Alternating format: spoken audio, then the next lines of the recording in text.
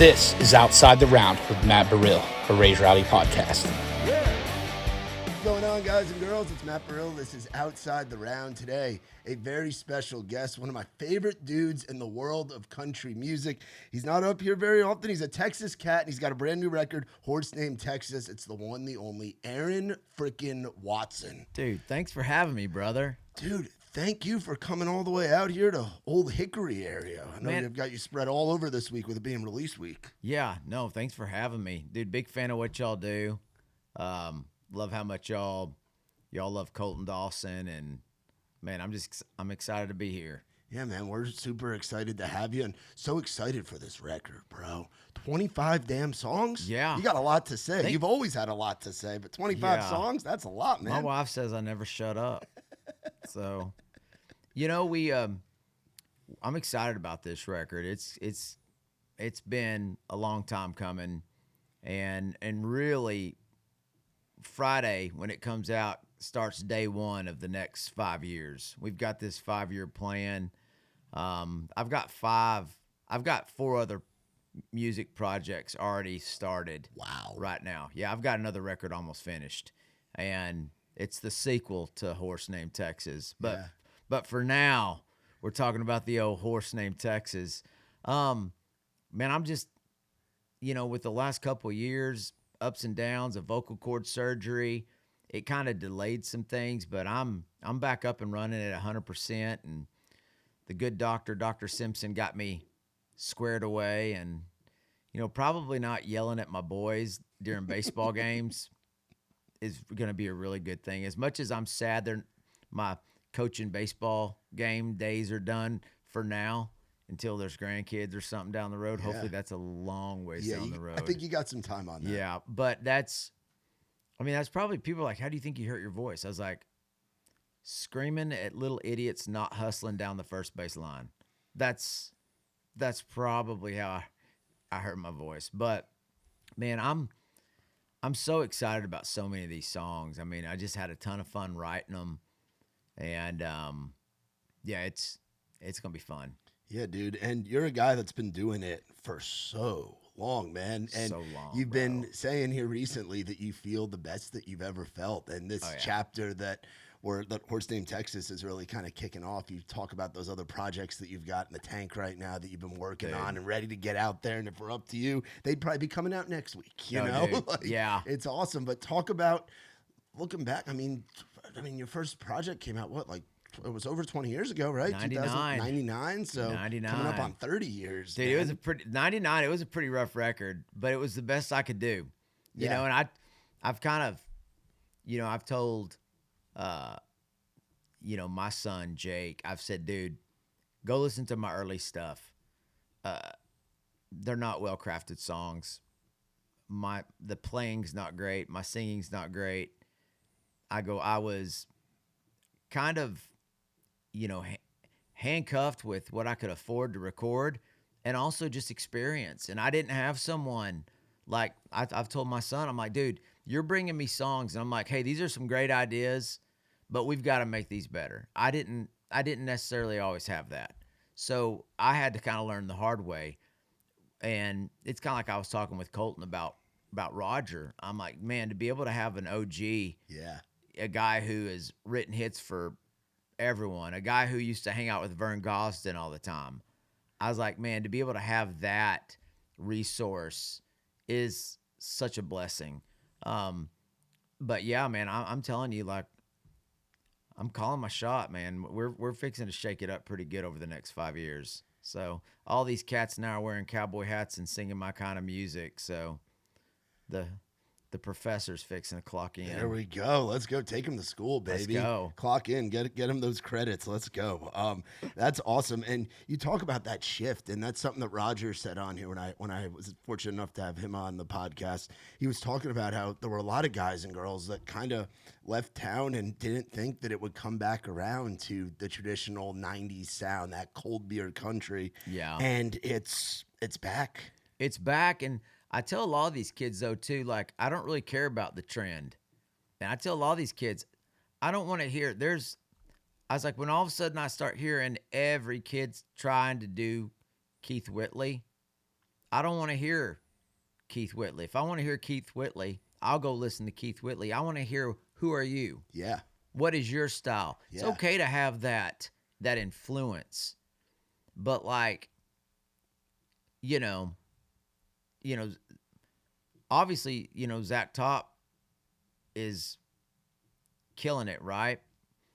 And that's because he, I've always felt like when I first started kind of checking him out, on social media, gosh, it could have been in 2019 or 2020, when he looked like he was 12, when he was playing more bluegrass stuff. But then every now and then some video would come across and he'd be singing like a country song. And I was like, God, this guy's got it's somewhere in between. Everybody wants to talk about Alan Jackson. I'm like, it's not Zach. It's not Zach. It's somewhere in between Ricky Skaggs and Keith Whitley. Yes. It's got that bluegrass background. He gets up there in that bluegrass register, and he's just doing what he does and doing it better than anybody else. And if I take the time to buy your record on vinyl, it's got to be good. And yeah. I've got his stuff on vinyl, and of course when he was he's not signed to a major. No.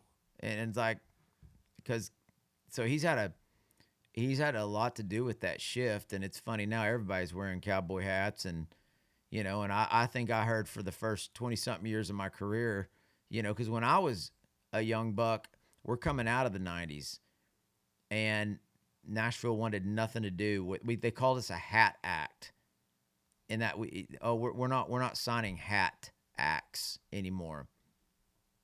So that was always the deal, and I was like, well, I'm not going to lose my hat. No. And the thing with me is I write what I want to write. I don't care what there's a lot of these outlaw media platforms. They've all got their opinions, and I'm like, sometimes you're so outlaw that you don't care what the outlaws think. You don't have to be chugging whiskey to be an outlaw. Yeah. You forge your own path. You make the music. I mean, that's the deal. Like, dude, I'll hear a mainstream country song that isn't honky tonk, and I'll love the heck out of it because I can. Because, like I tell everybody, you're not my mom. I can like whatever I want to like. Yeah. Now, of course, the old stuff, that's the stuff that gets me. That's the stuff I love. That's what comes out of me when I write. What made you fall in love with country music from the start? Like, you talk about that old stuff, and you being a Texas guy, country music is so ingrained in the great state of Texas and the rodeo scene and just that whole world. But what was what was the hook that really pulled you in? Man, so Dad, my dad being a West Texas boy, talking about watching Waylon develop into the outlaw Waylon, not Waylon. Some of Waylon's early records were kind of folky. Yeah. When it was, Greg, was it the Kimbrows that Waylon always sang with? The Kimbrows? The Kimberleys. Yeah. When he's singing with the Kimberleys, it's cool stuff, but that's not the Waylon that became the outlaw, and it's like listening to those records with my dad, and you can go through and start to, I once, like Waylon, one of his first big hits, and I think it's Anita, You're Dreaming, which is a cool song, but it's not like Waylon, right? But when you start listening to, I think his album, Tulsa and the Taker album, man, something about that one, Tulsa starts getting that, don't let the sun set on you in Tulsa. Dude, it starts getting that Waylon thing, and you start seeing it start to happen. And so just always having Dad playing Waylon, Willie Nelson live at Panther Hall. Willie's got his hair slicked back, and he's wearing a suit, and Johnny Bush is on the drums. Johnny Bush on the drums for Willie. And just, I don't know, it's just always, Dad always had that stuff playing. My dad's a disabled veteran, so to make extra money, he had a little custodial business.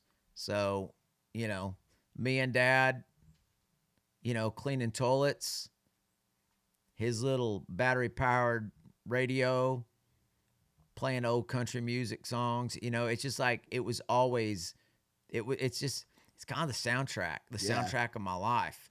And so I've always been like I'm very much like it's about the song to me. And like sometimes I like rock and roll too. And I base so much of my career based upon a live show. Yeah. You can't have an album just with slow, sad songs and waltzes.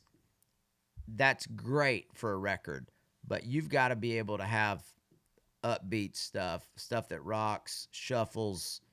You got to have all those songs to entertain folks for hours and hours in Texas, and hours. you need the music that the guys and girls are going to dance to, because if not, 100%. you'll just be looking at people on the side of those railings on the dance floor. I learned that my first time touring in Texas. Yeah. It's like, wait a second, this ain't the Southeast, this ain't the Northeast, this ain't the Midwest. Like, if they don't like the song, they don't dance. They just stand on the side. They stand on the side. You're totally right. So, that had a lot to do with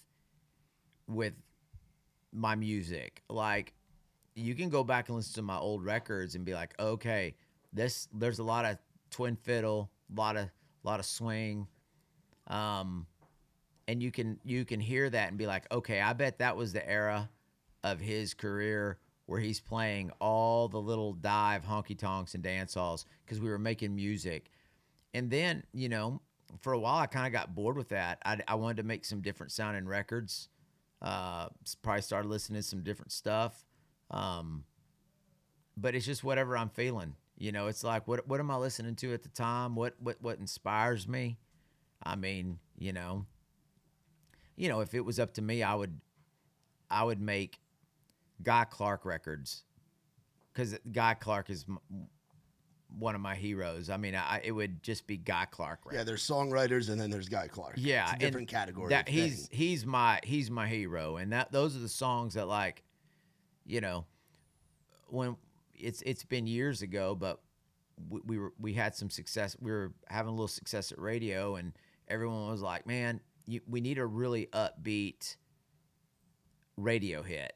And I was trying to write that because it's a challenge. Like, I tell kids, dude, follow your heart. If what comes out of your heart sounds like a pop song, then you be you. And that's, I was like, that's music is so subjective. And now what I listen to in my truck is not, I may not be listening to that song, but you have to be you. And and it's I've talked to Jake about what is a great singer. Yeah. What's a great singer? Because people say, oh man, he's such a great singer. And I'm like, well, he's a great singer for that genre of music, but if you ask Keith Whitley to sing a Soundgarden song, he's probably not going to pull it off like Chris Cornell, right?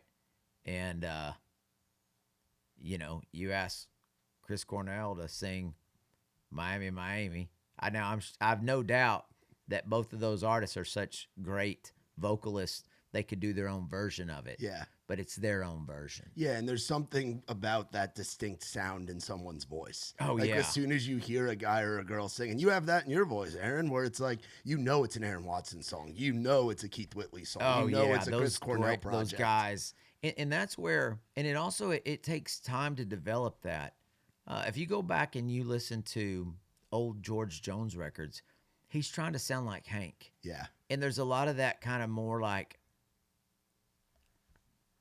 nasally, like he's singing in a higher register or something, versus once he finally got into the step right up, come on. Once he became, once it's kind of like when he started getting near his 40s, that man voice started coming in, and he started figuring out who he was. And so, it's just like, you got to give yourself some time. I mean, some kids come out of the chute. I mean, like we were talking about Colton earlier, boy sounds 40 already. Yeah. And doesn't even, not even shaving yet. Yeah. So, and we've talked about a lot of those things. So it's just like it's just fun. It's fun seeing all these new kids come out there. It's fun seeing this a lot of the traditional stuff come around. But it's funny to see a lot of folks that were wearing zip up boots and skinny jeans. Suddenly, they look like they walk out of a boot barn. Yeah. Which I don't have a problem with it. I mean, I think it's cool. I mean, I caught so much slack for so many years for being independent and being,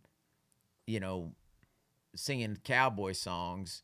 I caught so much, slack, whatever the word is for that. It's neat to see it coming around. And it's like I've told some of these young kids, I'm like, listen, at some point there's going to be, if the new fad turns pop, I said, I better not see you chase that trend. Yeah. Because that's the most important thing is you stay true to who you are. Yeah, and you've done that for almost 30 years now, dude. You've been the same guy, like just doing Texas country music. Just, one trick pony over here. Yeah, but there's no, I mean, like you said, it's about being authentic and being who you are as an artist. Yeah, it's I think if you focus on who you are, and for me, I like to write so much. Like writing is everything to me. I mean, I woke up early this morning and I'm working on a new song. And when you love to write, your DNA is going to be all over all over the music. It's like, so, it's not about a moment. It's about a collection of moments, which turns into a career. Yeah. And that's where I told my son, I've told Colton, tell all these young bucks, I'm like, you're going to have a hard time keeping up with this old man over the next 5 years. I was like, I'm going to have the biggest moments of my career. I said, my house is paid off. My kids are grown. I can be irresponsible. You can do whatever the hell you want. Exactly. It's like, it's actually, I'm very encouraged by it. Like, I'm like, oh, I'm not killing myself to get back home. Cause family's always been a priority. Those kids, I love my kids more than anything in the world. And I'd give it all up for them in a second. So, we passed on so many great opportunities back in the day because I was like, I just can't. I'm playing these shows. I just can't commit to doing a 6-month radio tour. Like I have to see, like, because when kids are at a certain age, you can be gone a week, and when you come home, you're like, they've grown, they've changed. Yeah. So, but now they're all like dudes. My daughter, she acts like she's 40. So, but I still get to spend so much great time with them. But also, they're watching me now, which kind of lights a fire under me. Like I want them. I've always told them, like, work hard. And whatever you do, just work hard and give it your best. And that's always been me talking. Now they're to the age where they can watch me, put my money where my mouth is. And, I've already told my wife, I was like, I'm going for broke, and she's like, well, what does that mean? I go, well, that means I'm putting all my heart, all my soul, all my money into country music over the next 5 years. So what that means is, if it doesn't turn out well, we're going to be broke, and she's like, well, can we dial that back and maybe just leave a little bit left? I'm like, no, girl. It's got to be all in. That's not a good saying. Going for broke, you feel it. Yeah. If I came in here and said, I'm not going to go for broke, but I'm going to leave a nice nest, comfortable little nest egg. So if, no, that doesn't hit the same. You got to go for broke. Oh, man. And that's the independent mindset, too, man. And I mean, having looking back at the underdog. Oh, and yeah. That doing what it did and really kicking the door down to make it known to people. You don't have to play the game if it's not right. You can own your stuff. And you can bet on yourself. And you're the boss. You're the CEO of your business. Yeah. You go for it, man. Absolutely. And that was a really fun. When the album before Underdog came out, it was called Real Good Time. When we put that record out,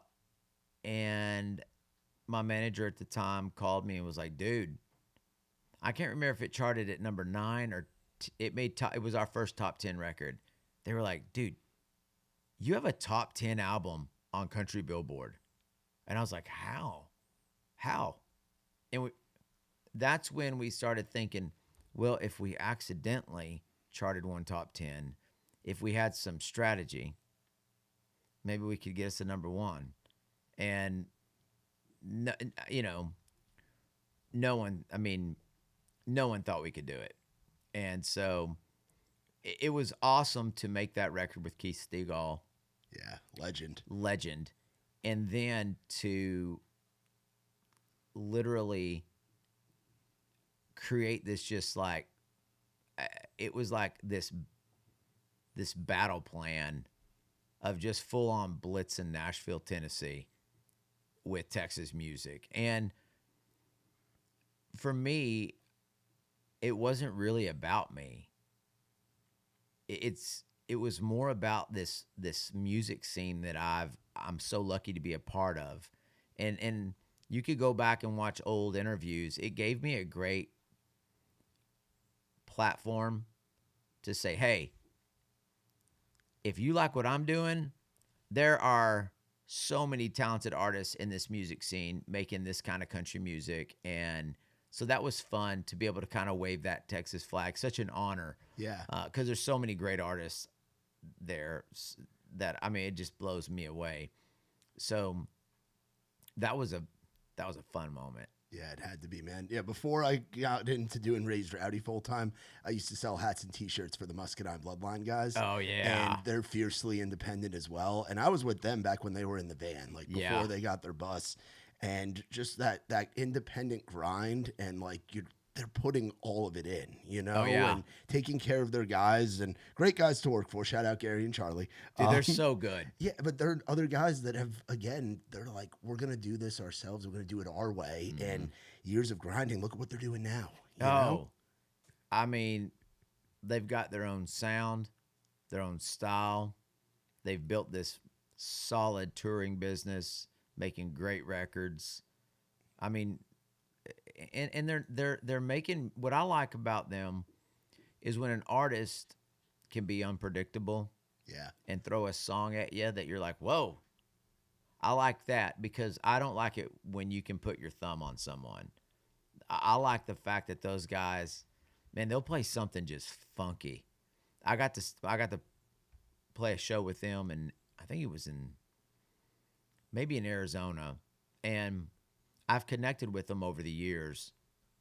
One time, one of them was wearing one of my T-shirts and tagged me on it, and I messaged him. I was like, man, I stumbled onto y'all's music a while back. It's great stuff. And so it's really cool. And here, see, they're starting families, and they have families, and just knowing that, man, they're balancing that with their music, because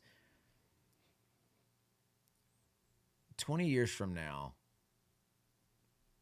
you're not gonna, if the only thing you have to hold on to is we won some country music award, or we had a #1 hit, that's just, there's no weight in that. There's no weight in that. The weight is with your family. That's where your true legacy is. I mean, I remember I played a little acoustic show with a sweet lady that was like country music vocalist of the year, and I maybe was 79 or 80. And there weren't really anybody, there wasn't a whole lot of people there to see her. Yeah. And I thought to myself, man, life is short, because once upon a time, she was winning one of the biggest awards there was. Yeah. So it's like, focus on the right things. I wouldn't trade getting to be there for my son's baseball games or my daughter's ballets. I wouldn't give those memories up. I mean, if they said, hey, you could have this award or have those moments, I'm like, oh, give me those moments. Yeah. Because, I mean, I've won some awards. I don't put them on the wall. I don't even know where they are. They're somewhere in the house. Somewhere. Yeah. My wife may have taken them to Goodwill. I don't know. But not that I'm not thankful for those awards. I'm just not going to measure myself by those kind of things. Because if you do, then you set this unrealistic bar of like, well, if I'm not winning awards, I'm not good. No, you should challenge yourself. It's like I told Colton. I said, man, your new record sounds so good. And he's got big hopes and dreams for it, as he should. I said, but what would you do if it doesn't do what you hope it'll do? I go, spend an evening being disappointed, wake up the next day, and get back to work and make a better record. Like, get over it. Yeah. And because it's about writing, just chasing that song, trying to write the best song you've ever written every day. Yeah. It's I wrote a song called Leavin'. I think it's one of the best songs I've ever written. And I'll never push it to radio, but I believe it's one of the best songs I've ever written. And it's something that I was going through at the time, and it's therapeutic.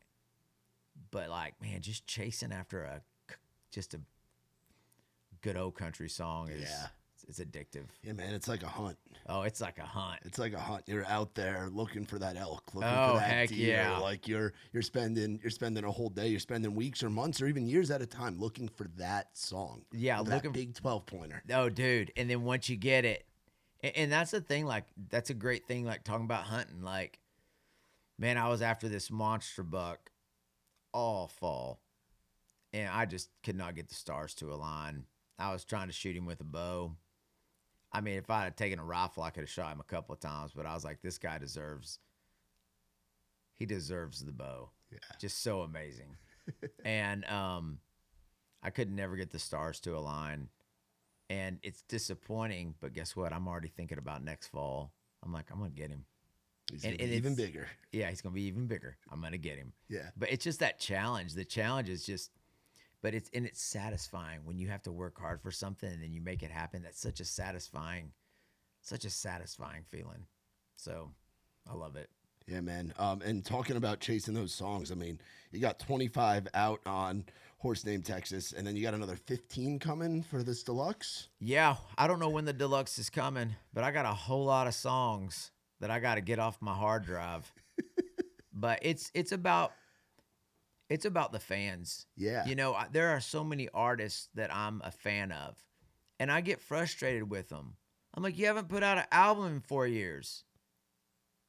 Write some songs. Yeah. Feed us. Feed your people. Feed your people. And that's really what it's about. It's about feeding the fans, feeding my clientele. That you know what? These are my customers, and they want music. And they've been riding with you for a long time, man. And you're gonna have the Horse Name Tour. Oh yeah. Which is I'm sure got to be exciting because you're a guy who's built your career really off of being on the road and playing honky tonks and theaters and clubs and dude, I love it.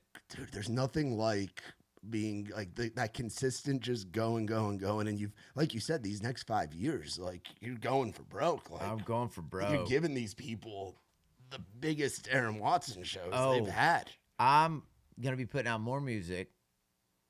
I've even got these little I got a side project that I'm working on that it's going to be so fun, but it's just going to be a project that I'm doing not as a joke, but as an outlet for me to write more music. And some of these songs are funny. Okay. And some of them, it's like got kind of old school 60, 70-ish vibe. But it's just going to be music that we're using to like raise money for good things. Like we've been thinking about St. Jude's and then musiccares.org and just ways to give back. And for me, I thoroughly enjoy writing a song. So I find myself to be most productive when I have all these different irons in the fire because it keeps the pencil sharp, you know, it keeps that pencil sharp and keeps me writing. But Horse Named Texas is chapter 1. And, man, it's like, you know, it's my career. Came up short, been bucked off, had my heart stomped in the dirt, but I got back up, got back on time and time again. After all these years, I've learned a winner's just a loser who keeps on losing till the day they finally win. Amen. And it's just about getting after it, you know, and it's like, it's just that song wrote itself because it's like saddled up my dreams on a horse named Texas. Yeah. Hit those honky-tonkin' trails like those outlaw boys. And so it's exciting it's really exciting to be this far into my career and to be more fired up than I have ever been. And I think it's because I have a greater appreciation for how fortunate I am to get to do this for a living. Yeah. Like, you know, I was in the studio last week and I was just like, going to the studio for me, it's like a vacation. Like it's like it's a resort experience for me. Like I would rather go into the studio than go on vacation somewhere. Because for me that is the vacation. I've worked so hard to finally earn this opportunity to get to make music, to be just in that room getting to do what I love. So I'm looking forward to going for broke. That's awesome, man. And you talk about having so many irons on the fire, a thing that you've started kind of fairly recently. It seemed like it started back in the spring or the summertime. You always tag us in these tailgate talks. Oh, yeah. Bro. These tailgate talks, which started with you hanging on the gun range eating popcorn. Yeah. Talk about how you've seen that Dude. grow and getting to know a lot of the young bucks through commentary. Yeah, Honestly, yeah, it's hilarious. You know, it's So I dialed off of them for just a smidgen. I've got some coming up this next week, but I've been gone so much that there's no tailgate. Yeah. And it's been cold outside. And I'm like, I'm not going to sit on the tailgate and make a stupid video. No, it's a seasonal thing. It's a seasonal thing. Yes. But it's the first one that I did, literally, it was just kind of by accident. It wasn't scripted. I was at the ranch. Nothing to eat at the ranch. I had to sight in a couple of rifles. So I go to the back. I've got this little like redneck gun range that's like 100-yard gun range where I was getting these rifles sighted in. And I backed my truck up to some shade and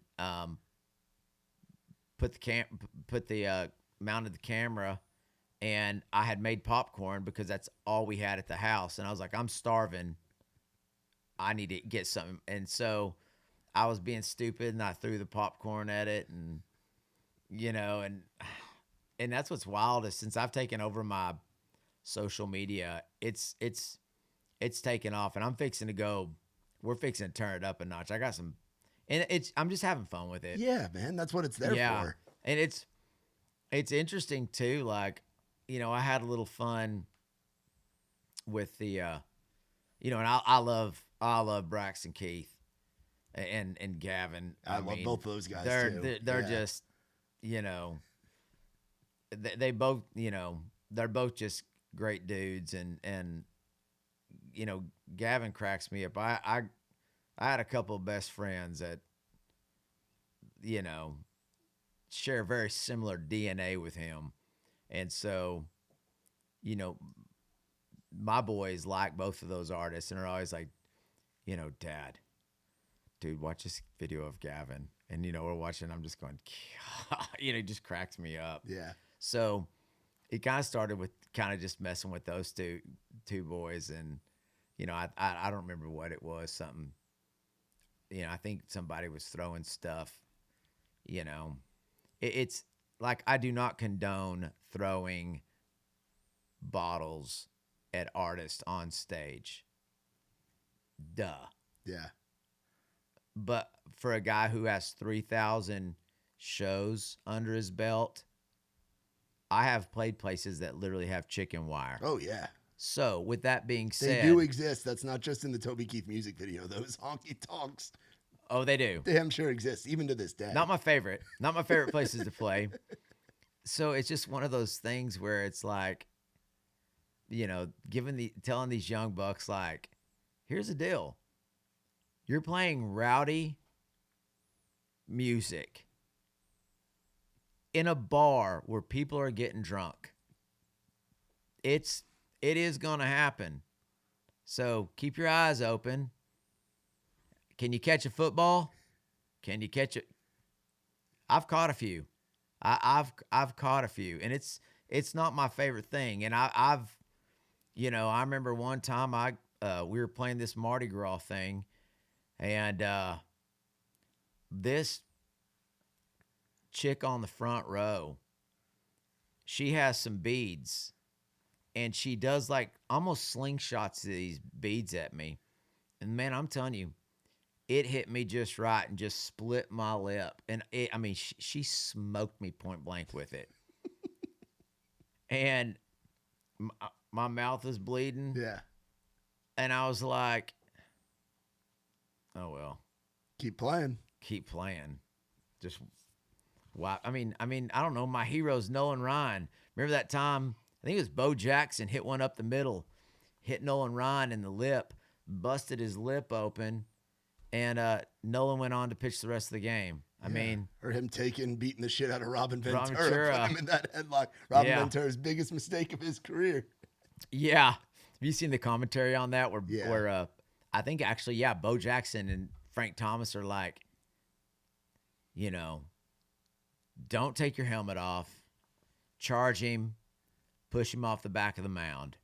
And it's like, I found out later on, you can see Robin, he gets hit and he starts running down the first baseline, and it's like it occurs to him like, oh, crud, I have to charge the mound, because they were told that if they got hit and they didn't charge, they were going to get fined. So you can see it all happen, but yeah, he shouldn't have ran up to Daddy. No one should have been charging. And I love Robin Ventura, dude. In all of his interviews, he just is like, what was I thinking? Yeah. Bad idea. Yeah, bad idea. But you get hit with a 100-mile-an-hour fastball, I'm sure there's some emotions running into that. But, yeah, you just got to roll with the punches. Yeah, man. And, there are certain rowdier shows where, like Gavin's a perfect example. Like, I remember seeing him early on down in his college town of Statesboro, Georgia, and it was wild, man. We've known Gavin from the jump. We've been lucky enough, similar like how we talked about with Colton. Like, Gavin's another one of those guys that the last 4 or 5 years we've gotten to just watch go level to level to level. And Treaty Oak Revival, same way. Oh, yeah. Beers are flying, man. Beers are flying. It's crazy. I'm up there talking about Jesus, so I try to keep them dialed back a little bit. Talking about Jesus will lower the amount of bottles flying. The projectiles. Will lower the Gavin, talking about Jesus will lower the percentage of projectiles at your show. But oh yeah, dude, I love Gavin's music. He's created something pretty cool. Yeah. It's rowdy as all get out, but at the same time, like, his records are pretty unique. Yeah. They're catchy, good songs. So it's if his songs weren't good, he would just be another rowdy singer. And there's a lot of those. Yeah. He's got the music to back it up, and that's when it works. He does, man. And there's other folks that you've gotten to kind of mentor or mention through the tailgate talks. Talk about like the Ty Myers of the world, the Hudson Westbrooks, more Texas cats. You know? It's cool to see what they've done. I took Ty out for a few shows before he blew up and saw how good he was, and hearing all about Hudson, being from West Texas. Yeah. So that's really cool. And, I tell a lot of these young cats, I'm like, hey, I hope you understand how fortunate you are to be in this position. It's awesome to see to be able to go viral took them 10 years. It would have taken an artist 10 years to achieve what they've achieved in a short amount of time. Yeah.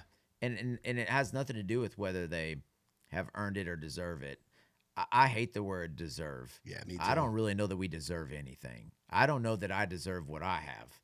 And but what you can do is you can work hard and and you can earn it.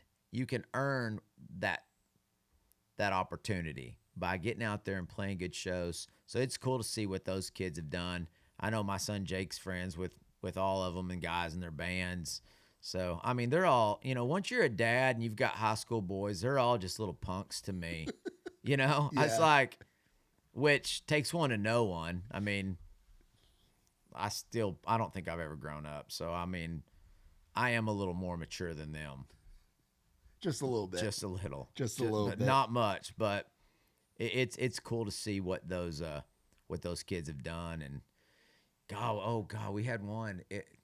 The weirdest one was made a couple videos just having fun about Zach Bryan, and then having him like make a few comments on some of my posts was weird. Because I'm like, you're like one of the biggest artists in the world right now. You're selling out stadiums in Europe. You're doing like Beatles level shit. Yeah. And you just sold your catalog for like $200 million. Like, you don't follow me. So why are you looking me up and checking out random posts? Like one time you said something like, hey, Aaron, where are the bodies at? Oh, no. And so I said, hey, Zach, come to my ranch and I'll show you. Just having fun with it. Yeah, man. But, I've dialed off of him. I think he's going through some stuff. And, looks like he's maybe kind of getting his stuff together. Yeah, no, definitely, for sure. You talk about love and songwriting, and I got to ask you about the Buffalo Gap Ranch House that you've got. Oh, and yeah. your routine of getting up in the morning. Walk me through kind of the process. Like some people wake up, put on the pot of coffee, scramble a few eggs. It sounds like you're picking up the guitar and you're Dude, writing. I built this ranch house just for songwriting. It's always been my dream. It sits on the edge of this canyon, and there's a big bluff behind it. Oh, nice. It has the best views, and it's literally my favorite thing. Like, if I get up early, but if I wake up at 4:00 in the morning, I don't go back to bed. If I wake up in the morning at 4, which I do a lot, I'm already wired. And dude, I go make me some good old instant coffee and go sit down either on the back porch or I'll fire up the fireplace and I just work on songs. My mind is fresh. The house is quiet. My little dog, my wife's dog, but she's really my dog. She likes me more. What's her name? Bandy. Bandy. That's a great dog name. God, she is. I swore I'd never have one of those kind of dogs. What kind of dog is it? I don't even. Can it fit in a purse? If it was a big purse. Okay. It's a miniature golden doodle. My parents have the same dog. And I'm not gonna lie. Best dog ever. They're great dogs. I hate to say that. Yeah. I'm a Labrador Retriever kind of guy. That's a dog. Yeah. And then this little thing shows up. Little puffball. Puffball. It looks like a little Ewok. Yeah. It's the cutest thing that God ever made, and it doesn't shed. And I mean, and when I work on my songs, she has to be there. She's got to be with me. And she'll sit on the couch right behind me or right next to me. And she's dialed in on me, which that's the way to my heart. Pay attention to my songs and you've got me. That's so awesome. Yeah, I've told my wife, you need to act more like Bandy. Has Bandy come on tour with you yet? No, she, I don't know that the wife will let the dog come out on tour with me, but it's pretty bad when I'm like, I've been gone for a couple weeks and it's pretty bad that I'm like, man, I miss my dog. I miss my little miniature golden doodle, my little puffball sitting I next miss my to me. puffball. They're smart dogs too, They're, man. it's unbelievable. Like, I hate to say that they have, created this perfect little dog. They don't shed. They're smart like a lab. I mean, it's not like some little dingy, dumb little dog that follows you around. I mean, dude, she let her out in the backyard one day, and she comes to the door and she's got a rabbit, and she was eating it. And I was like, I think she believes that she's part coyote or something. I was like, well, you are a dog. You caught a rabbit. Yeah, I'll give you that one. So there you go, Bandy. you're a little more legit. Yeah. There was a little red blood in your. I was like, that's vicious looking. Yeah, okay. There's the retriever coming out. Yeah, so that's awesome. That's awesome, man. Talking about West Texas, a place that I've really fallen in love with over the past few years because the music scene is Lubbock, Texas. Oh, yeah. And talk about kind of your history with out there, like places like Cook's and the Blue Light and just the music scene, and not only the music scene, but the songwriting scene that exists in a place like Lubbock, Texas. Oh, yeah. I mean, you start talking about like Buddy Holly. I mean, when you realize that a West Texas boy influenced the Beatles. The first demo the Beatles ever covered or cut was a Buddy Holly song. Yeah. When you realize that, like, I'm pretty sure, I mean, it's Buddy Holly and the Crickets. The Crickets. The Beatles. When you realize the impact that Buddy had on that band that would go on to influence all other bands, talking about Joe Ely and Mac Davis, happiness is Lubbock, Texas in my rearview mirror. I mean, just so many great artists coming out of that town. Waylon being right there in Littlefield. There's an old man I was friends with, Robert Reed, and he has cerebral palsy, and he, I guess, lived down the street from Buddy, and Buddy and Waylon would come down and get him and take him to the garage, and he'd watch them practice. Wow. Imagine that. Yeah. And so it's just, it's kind of one of those deals where you're like, man, like, that was very inspiring for me to know that, people from my neck of the woods could get out there and do it. And they're all pretty cool artists too. Yeah, and live music just thrives in Lubbock, man. It just thrives. I mean, I've played them all. Yeah. The ones I started at aren't even around anymore, Bash Rip Rocks. Oh, that place was horrible. I hated Bash Rip Rocks, to be honest with you. But like the old Midnight Rodeo that was there was,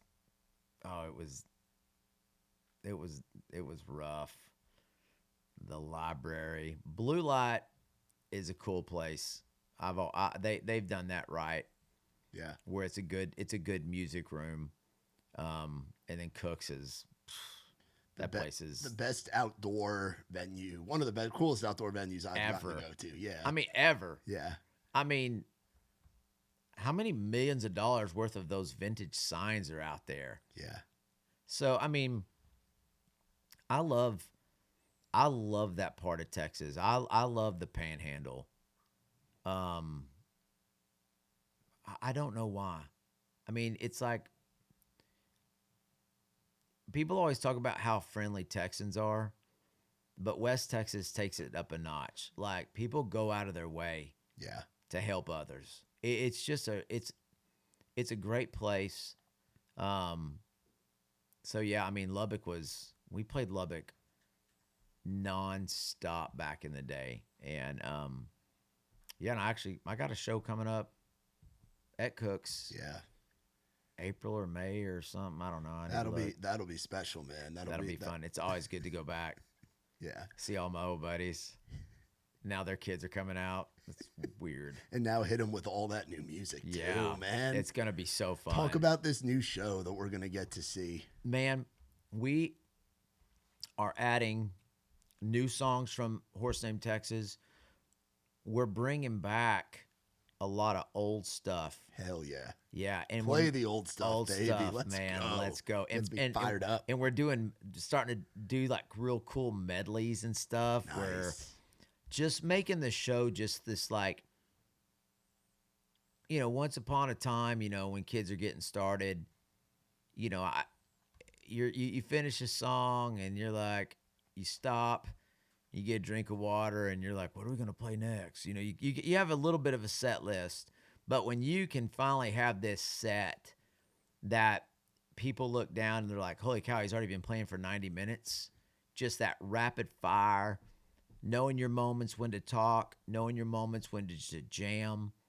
It's fun. So I was working on the new set last night at the Airbnb. So I'm and it makes it fun for us. Yeah. It gets things exciting again, and seeing fans excited about new music. That's one thing that never gets old. Like hearing yourself on the radio is pretty cool, but not as cool is writing a song on your back porch, and then months later you have all these people singing those words back to you. That still trips me out, because I'll go, man, that's wild. Like I remember I rewrote that second line so many times to get it to what it is now, and now they all know it. It's such a cool thing. It's one of those deals where I'm like, man, I feel so lucky. I feel so lucky I get to write songs and get to sing them to people, singing them back to me. I mean, it spoils me. It spoils me rotten. Yeah, man. That's awesome. When I hear going over a 90-minute set, that gets me excited too, man. Yeah. Because we're the front row or don't go kind of people. We get access to go stand on the side of the stage, but it's like there's something about being in the pit and watching a show, and then it go past that 90-minute mark, man. Oh, dude, I don't like being on the side. Like I want to be in front. I want to feel the subs. Yeah, I want to feel the subs. I want to feel the show. Yeah, you can't like side stage. It's just like, well, first of all, the speakers are pointed the wrong direction. Yeah, and almost everybody's on ears, so you're not even hearing. It feels weird. Yeah. Oh, I'm the same way. Dude, I'm the same way where I just get excited and I'm like, just, I remember several years back, we were in Switzerland and we got to play 2 nights with Emmylou Harris. Wow. And, now, the first night, I was set side stage because Shania was there, and she asked me to sit down next to her. Okay, yeah, that's when you do as you're told. You make an exception. Yeah, yes. I was kind of her wine boy. I went and got her wine. And, add that to the resume. Yeah, Shania's wine boy. That's I was pretty Shania good. Twain's. This guy, that's me. And but I remember the second night. I went out and watched Emmylou play out front, and I was just like, God, I mean, it just blew me away. And just seeing the whole thing. Yeah. It's like you don't watch a movie from the side. You want front and center. You want to see the whole screen. So, I love concerts, man. I love it. Yeah, so you probably enjoy playing festivals then, because then you get to see all the other people. Oh, yeah. I know they're a little chaotic on the back end. I did some tour managing back in the day, too, so I know how that can kind of go, but that's got to be fun, dude. Oh, dude. You've probably done so many over the years, man. Oh, done so many. You get to see so many great artists. I mean, got to see Don Williams once. Wow. That was pretty special. I remember getting to be right up front watching Rodney Crowell, and it's like, nothing against the like mainstream artists, but they were playing on the bigger stages, and I was like, nah, I don't want to see that dude. I'm going to see Don Williams. Yeah. You know, and it's just it's the stuff that you like. It's the stuff that I like, and I'm always, dude. I'm gonna always favor the songwriter. I'm always gonna. That is my guy Yeah. or my girl. The songwriter for me is king or queen. I mean, that's the thing that really gets me infatuated when I hear some legendary song, and I'm like, that's the person that wrote that song. Like, that just to me, that's the art. Yeah. Like, it's a whole other interesting thing. But my mom's an art teacher, and there are all different forms of artists.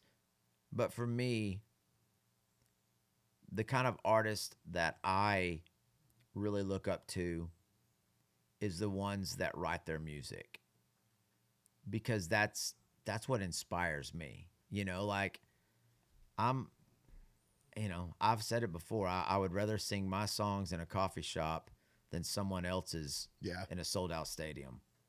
I stand by that. I Yeah. mean, that's and talk is cheap, but we've had some very successful records, and I just didn't sign a record deal.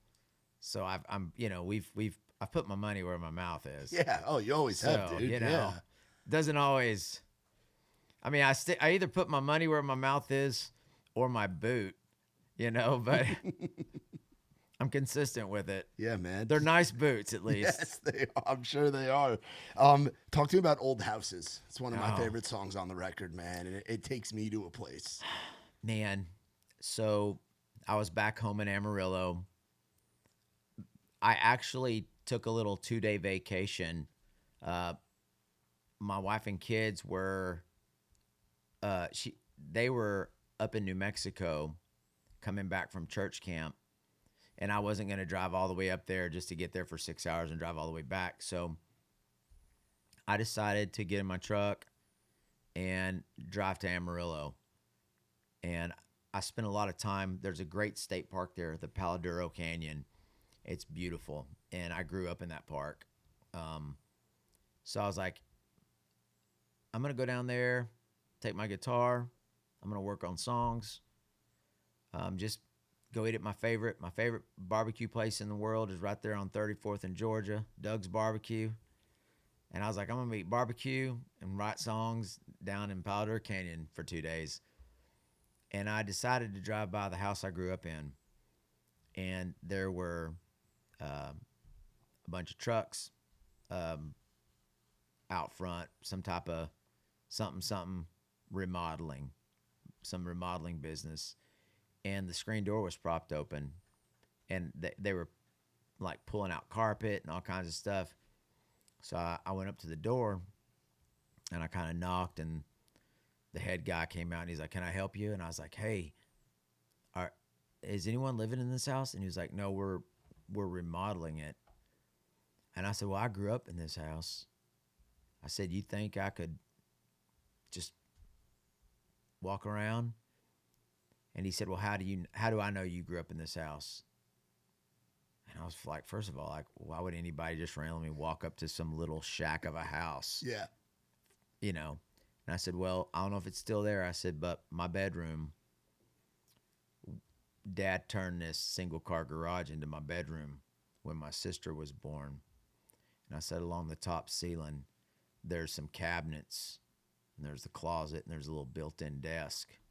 I said, my dad built everything with 3/4-inch plywood and 2x4s. And he was like, "That's a fact, because we have had to tear out a few things."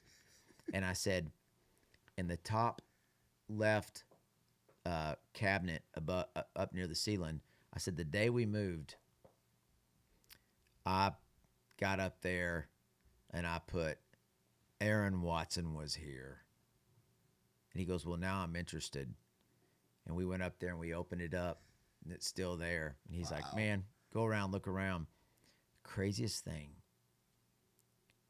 they were removing the original backsplash in the kitchen that when that house was built in the late 40s was there, and there when I was there, had the same oven. Wow. And they gave me a bunch of pieces of the original backsplash. The old, one of the old elm trees had died, and they had gone back there and pulled up the roots, and the roots were huge, and it almost turned into some type of cork wood. And I loaded them up in the back of my truck. So I have them. I went and get, my mom has a real fancy little garden flower bed, and she uses them as decoration. But that house, I wrote that song. I started writing that song that day at the canyon, because it's like what, it's like what made that little house special. It wasn't really the house. It's, it takes years and years to make those memories, it takes years and years to grow them big old trees. It's like that house, it's not the actual house. It's the years and the memories. Yeah, it's the family, it's the faith, it's the foundation, it's everything. It's all that, man. It's what made you you. Yeah, was what happened in that little shack in that little house. Yeah, and so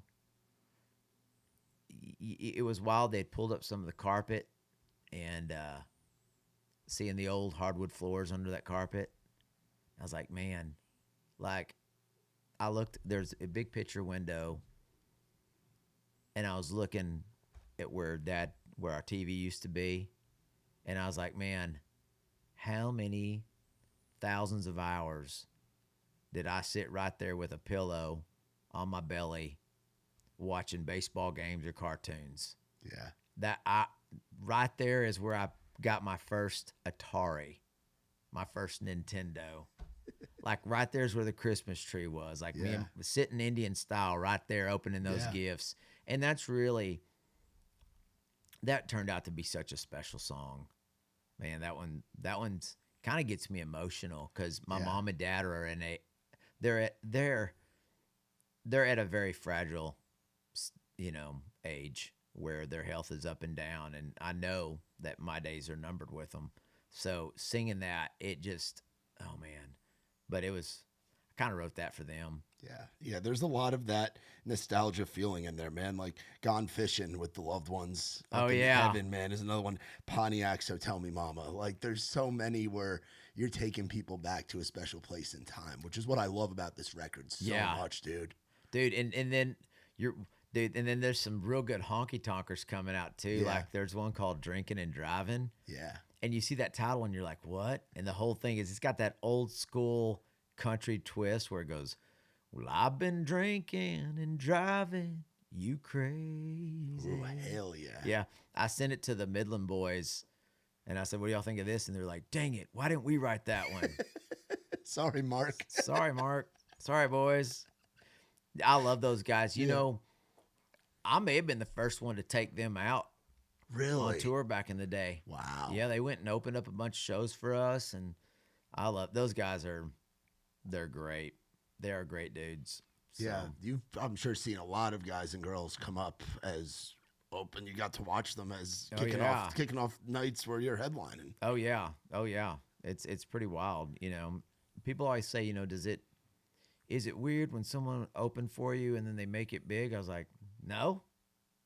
I don't want to be them. Like I guess if I wanted to be them, I'd have moved to this town and begged for a record deal. Yeah. Like I don't want to be them. Like I'm happy for them, but that's like, I don't know if the concrete has just cured, but like I'm so at home playing rodeos and festivals and honky tonks and dance halls. And it could be a festival with 100,000 people. I'm fine. But something about a stadium kind of just makes me go, ugh. I don't know what it is. I'm just not. Now, I'll do it. I'll put on my big boy pants and let's go kick them in the teeth. Yeah. It's not rocket science, but like it's the places where I feel most at home, where I feel like I get really settled in and have a ton of fun. But yeah, there's been a lot open for me. Luke Bryan opened shows for me. Wow. Opened a couple shows for me. Was that out in Texas or? Yeah. Wow. I've got a T-shirt for some little festival thing we had, and we put his name real little at the bottom of it. And the deal was he was supposed to take me out with him because he had a big following in the Southeast. Yeah. And so. Yeah, that call me up, Luke. That model of call him up, Luke, for sure. You still haven't taken me out for 2 shows, and I hear a tailgate talk coming. Yeah, with inflation, bro, this is going to cost you. Is that model of the Southeast in Texas that takes me back again? My days with Muscadine. Yeah, my first trip to Texas was we did Billy Bob's. Got the headline Billy Bob's. This was like 2019, but we would go out and do shows with Co Wetzel in Texas, and then Co would come out east and do shows in Alabama, Georgia, and Mississippi with us. Dude, the first show I ever played with Co, we were talking about this. We were on the same flight. I think we were flying back from like Cincinnati or something, and we showed up at we got to the airport like 5 o'clock in the morning. I don't think Co had gone to bed. Yeah. And we're sitting on the plane, and I remember he and one of his guys were like, they asked me what I wanted to drink, and I was like, I'll just have a coffee. And they're like, coffee? Come on. I go, 6 o'clock in the morning. That's what people drink in the morning. Yeah. Coffee. Black coffee. Black coffee. Okay? But me and Co were talking, and I had forgotten about this. He goes, dude, one of the first shows we ever played together, he said, was a deal for a cowboy church in East Texas. I thought that was funny. Yeah, cowboy church. That was probably the Co in the convicts days, too. Yeah, and I was like, so you got Co and a honky-tonk guy for your church. That's Texas, though, man. That's Texas right there. That's Texas. It's country music, and it's rock and roll. Yeah, and then I remember the show he played with Co one time. It was when he was first starting to blow up. And of course, I've always loved his stuff. You hear some of those songs, and they're just sound like it's arena big, those melodies. He writes great songs, and but he was getting pretty rowdy, and there'd been rumors of him getting pretty rowdy up on stage. So we were playing a show in Lubbock, actually, and I'd sold a lot of tickets, and a lot of families are there. And I was like, I'd heard that if you ask him to, like, you can't control him. He's a go-getter. And but I remember being like, hey, man, lots of young little kids out there today. Yeah. So, go out there and kick them in the butt. But maybe, we don't have to. PG-13. Maybe, yeah. Maybe we just limit it to a couple of F-bombs, not like, dude, he put on a great show. And I just, I love those. It's the American dream to see artists, I have everything I could ever dream of. If all of a sudden I started selling out stadiums, there was nothing that I would change about my life or my lifestyle. Yeah. So I have everything I could ever dream of. I'm the American dream too. Amen. Independent artist, got to have a couple #1 records, had some getting to sell, it's like in the song, never sold out, but every now and then I might sell out a couple of shows. Yeah. It's just like I'm so lucky to be where I'm at. So to see these other artists, especially the Texas artists, I'm biased. Yeah, as you should be. Yeah, and these are guys that, like, when you're playing places and you've shared stages with artists, it's really cool to see them go on and do big things, and to just, I don't know, it's just I enjoy that side of it. Yeah. Now, one last thing about Horse Named Texas, you talk about it as like being a self portrait of Yeah. your career and the journey. Like, Yeah. tell me a little bit more about what makes it feel that way for you. Yeah, oh man, it's like that song's about the journey, about where I'm at, where I'm going. You know, it's like, how's it go? From those shy and frontier days to that grand old opera stage, I rode right smack down the middle of the streets on Music Row. I never traded in my boots and jeans, still playing that dance hall down in Green. I never sold out, but every now and then, I still sell out a couple of shows, still playing that country gold. Still got a long ways to go on a horse named Texas. And the bridge really kind of sums up like, why am I doing this? Yeah. Why? What's the point? Because 50 years from now, who's going to remember? And that's the truth. That is the truth. And I've said this to so many people. When Paul McCartney did a song with Kanye, read the comments. Who's the old guy? I mean, if I play a Merle Haggard song, sometimes kids come up to me and be like, "Did you write that song?" And I'm like, "No. That's Working Man Blues or Silver Wings." Yeah. You know, like, no, kid. But it's like, why am I doing this? And the bridge goes, if I choke or wind up broke, God knows I'd do it all over again. If I write one song that saves a life, wouldn't that be worth it in the end? And that's why I do it. Country music fans have literally been they put diesel in the bus and diapers on my babies. They're helping me pay for college tuition. They're helping me put food on the table. And they support me. So what I owe them is the best I've got, the best songs I can write, sometimes just a good time. Sometimes they need a song when they're going through some hard stuff.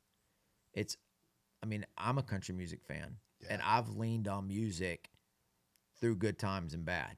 You know, I mean, I can remember, girlfriend broke up with me in, high school, and I'm sitting there listening to sad country songs, So, and then different songs for different occasions. But that's really what it's about. It's when I talk about my 5-year plan, then I do plan on shaking things up. But I tell people I will succeed because my goals are goals that I'm in control of. Yeah. I can't control what the mainstream does. But if my goal is to put out the best songs I've ever written over the next 5 years, to put on the best shows that I've ever played over the next 5 years, that's something that I can control. I can't say that I'm going to sell more tickets or have more streams than any other country artist. I can't make those accusations, but I can say I'm going to push myself to work harder than any other country artist over the next 5 years. Amen. That's something I can control. Yeah. And that's what I tell all the young bucks out there. Like, focus on the things that you can control. Write the best song you can write. If it's a hit, then it's a hit. If it's not a hit, you're not going to lose any sleep at night because you gave everything that you had to make that the best song. And it takes a little bit of luck. And then you're going to get up the next day and write another Write one. another hit. Amen. I mean, just start collecting those songs. Yeah. Write those songs. I mean, that's the deal. Like, how lucky am I that what'd you do today? Oh, I got up and I wrote songs. Yeah. Like that's, if you go back to me when I was Colton's age and my son Jake's age and tell me like, someday, dude, you're going to have a ranch and a big house. You're going to be able to help buy your mom and daddy a house. You're going to be able to wake up in the morning and write songs and then go play shows on a tour bus. Yeah.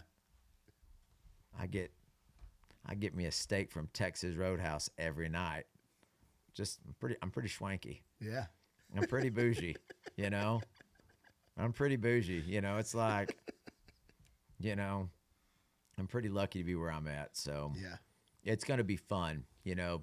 Horse Named Texas is that's chapter 1 of the next 5 years. Well, I can't wait to read the whole damn book, brother. Dude. And you have me ready to run through this wall right Let's here. go. Like, I'm fired the heck up right now. Horse Named Texas. Horse Named Texas. And I got to get out to we got to get out. Nikki T and I got to come out and document some of the shows for Raised Rowdy. Like, absolutely. I want to come out. I want to be up in the pit, and I want to be feeling dude, the Aaron Watson show. We'll bring you to a honky tonk. Let's do it, man. I mean, dude, let's get you to like, we want to bring you to like the next time we're just playing a straight up just go back in time honky tonk. I'm thinking like the Tumbleweed in Stillwater, Oh, or I'm yeah. thinking Mavericks down there Oh, in yeah. Buda, or I'm thinking Cowboys in San Antonio, Dude. or any of those places, man. That's what I'm thinking. Get out to one of those. Let's joints. go. Those are my kind. Coyote Joe's in Charlotte. Oh, any dude. of those joints. Those are,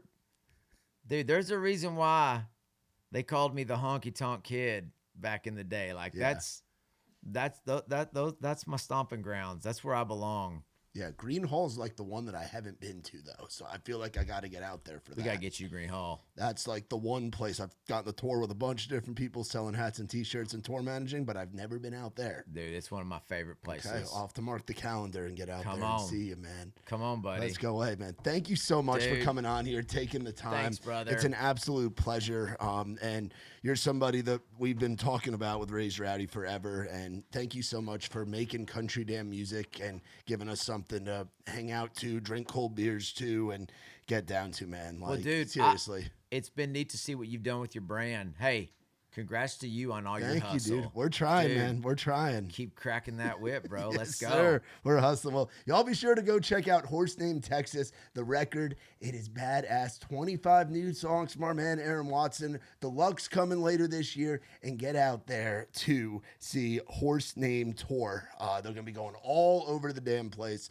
And for more on our man Aaron Watson, be on the lookout for more tailgate talks as well. I can't wait to see what season 2 is going to have in store for the tailgate talks. Shout out to our good friends from Surfside. No bubbles, no troubles. Iced tea, lemonade, iced tea, vodka in a can. Y'all be sure to go and check them out. And for more on us, visit raisedrowdy.com. For my man Aaron Watson, I'm Matt Burrill. This has been Outside the Round. I ain't never been the kind for staying one place for too long. I ain't never been the best at saying I love you to a girl I love. Only got a couple tricks on my sleeve. They usually just make them leave. So if you know me, if you really know me, you know I'm just a two-trick pony. But maybe the drinking and the lack of money for sure